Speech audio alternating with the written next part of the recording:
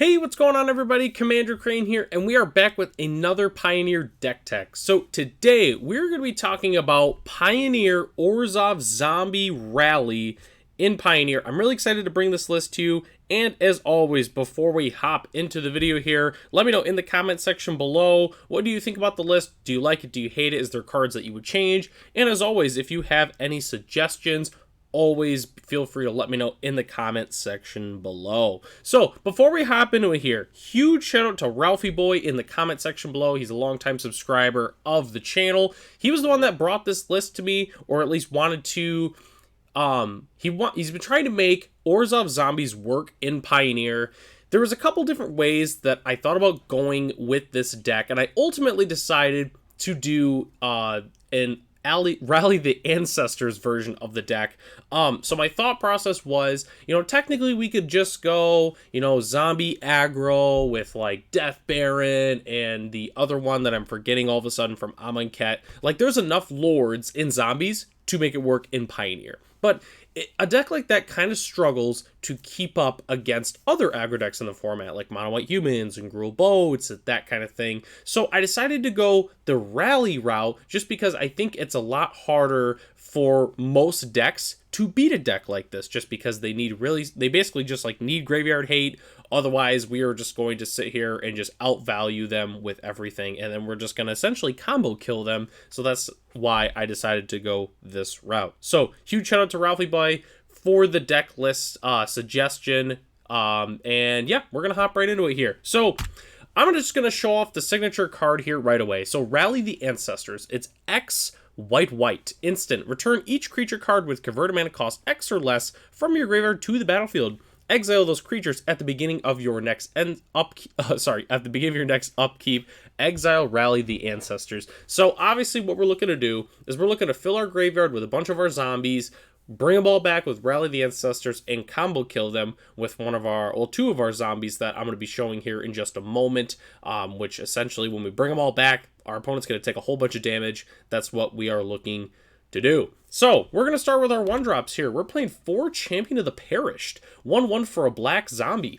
Whenever another zombie enters the battlefield under your control, put a +1/+1 counter on Champion of the Perished. Theoretically our best 1-drop for the most part. Champion of the Perished, absolutely incredible card. Whenever we play more zombies, it's just going to get even bigger, which can definitely get out of hand very, very fast for our opponent. So Champion of the Perished, fantastic zombie to be playing in the deck.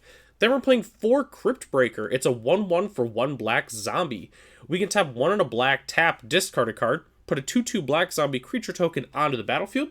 Then we can tap 3 untapped zombies we control to draw a card and lose 1 life.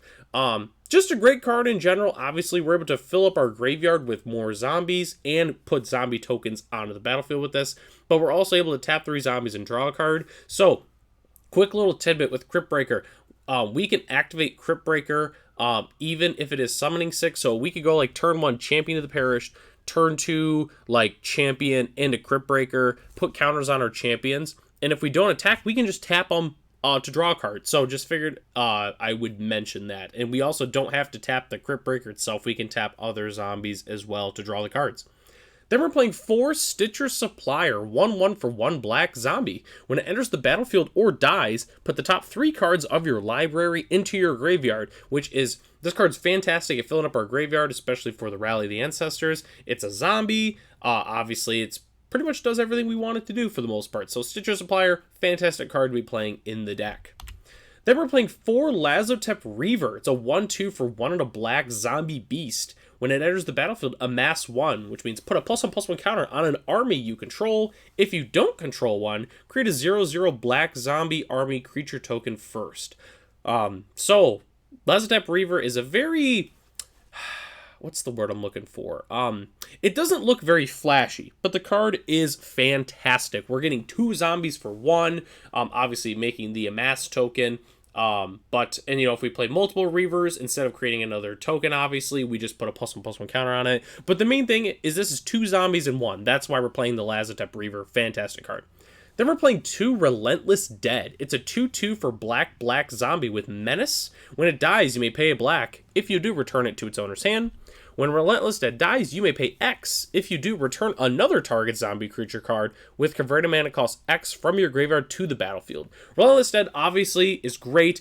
If we have floating mana, we're just going to keep bringing back the Relentless Dead, obviously either being able to return the Relentless Dead to our hand, or we can do both. We could technically pay the black, return it, and then we could pay X and return another zombie. Relentless Dead is just a really, really good card, but if we are tapping out like every turn like we somewhat want to, Relentless Dead is going to be a little bit less underwhelming. That's why I decided to just play 2 of the Relentless Dead, but the card is very, very good regardless.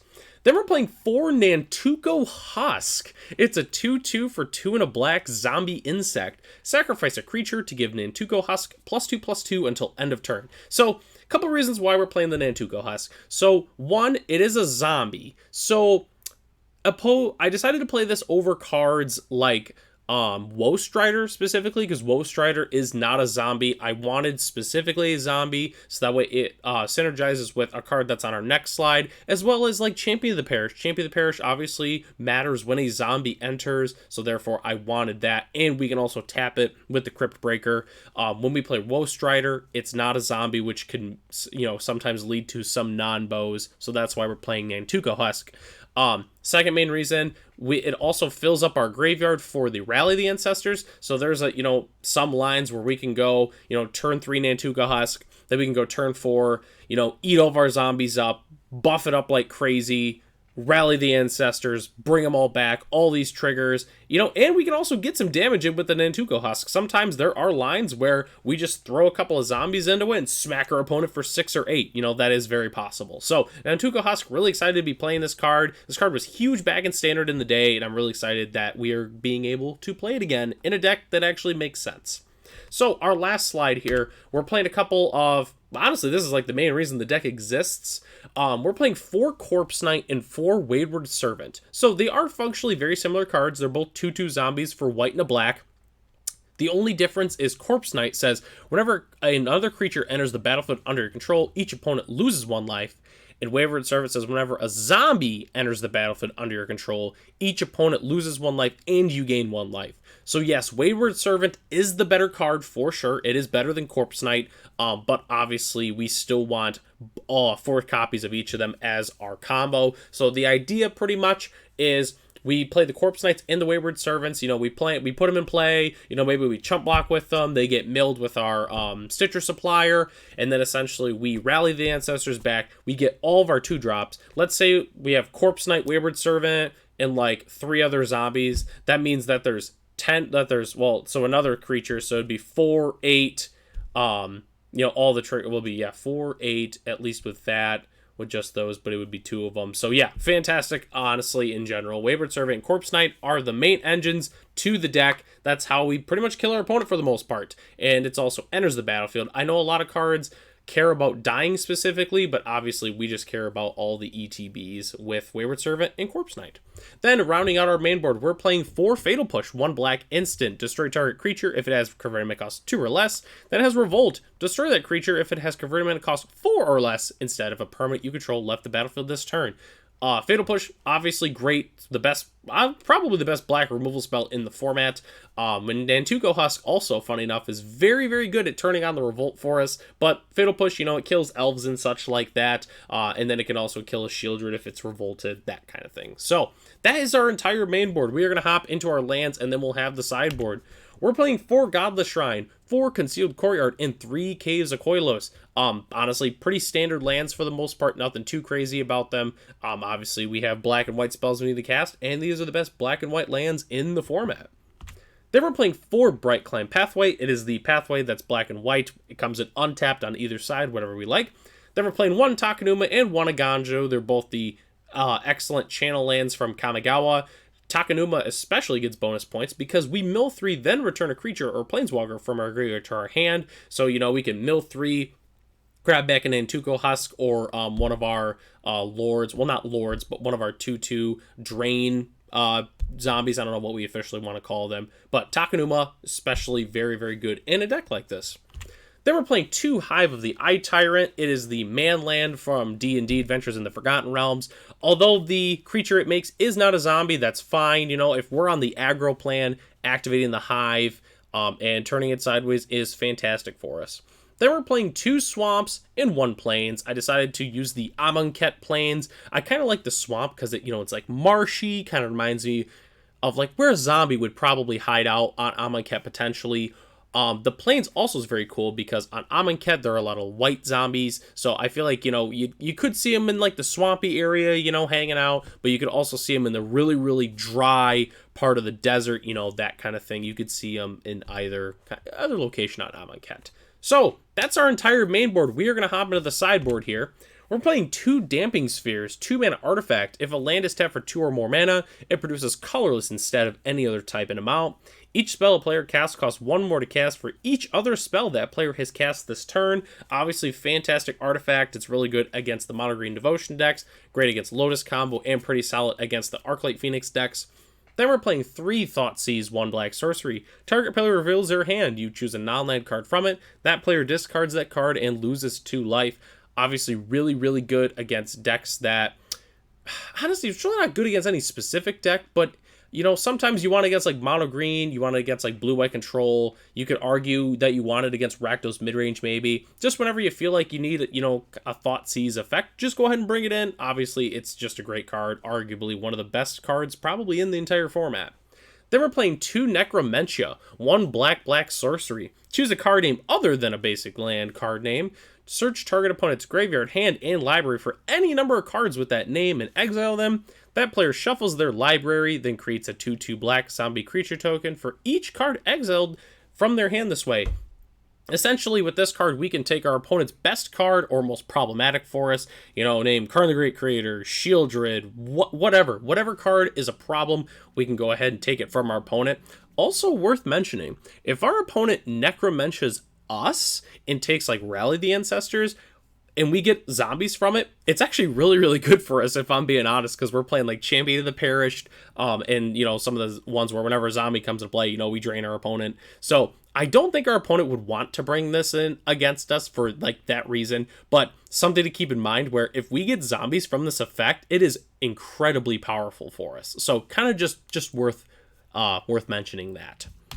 Then we're playing 3 Fracture, white and a black instant, destroy target artifact, enchantment, or planeswalker. So this card is really, really good for multiple reasons. Obviously, being able to take out planeswalkers can be pretty awesome for us.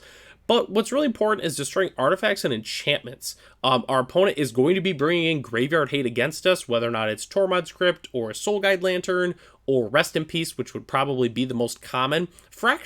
With Fracture, we're able to take out all those artifacts and enchantments. We're able to destroy them, so that way we can keep doing our thing. So Fracture, absolutely fantastic card. Just keep that in mind. If you think your opponent's going to bring in Graveyard Hate, we're going to want the Fractures. We're also playing 3 Vanishing Verse, white and a black instant, exile target monocolored permanent. This is kind of just a good catch-all for us. Obviously it can destroy Rest in Peace. It can't get the artifacts though because they are colorless. So obviously we can't hit them with this. But we can take out, Cavalier Thorns. We can take out Shieldreds. We can take out pretty much any, we can take out any monocolored permanent. So Vanishing Verse is a fantastic removal spell for us. Then we're playing 2 Crippling Fear, 2 black sorcery. Choose a creature type. Creatures that aren't of the chosen type get -3/-3 until end of turn. So 2 things with this card. So 1, obviously, if we're on an aggro plan, we can bring this in, name zombie. We can take out all the other non-zombies that are on the battlefield, which luckily for us, we're playing all zombies, so it's not an issue for us.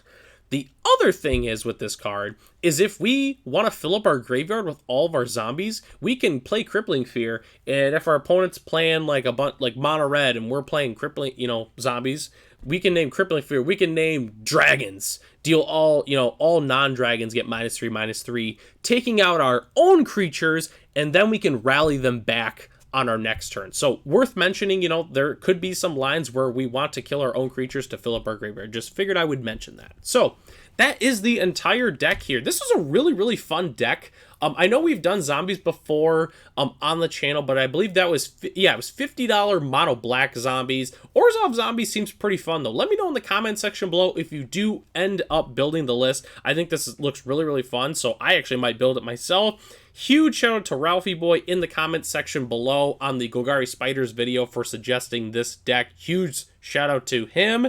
And as always, let me know in the comment section below. Do you like the list? Do you hate the list? Just let me know below. And the deck list is in the description below if you'd like to check it out for yourself. I'm Commander Crane, and I'll catch you in the next one.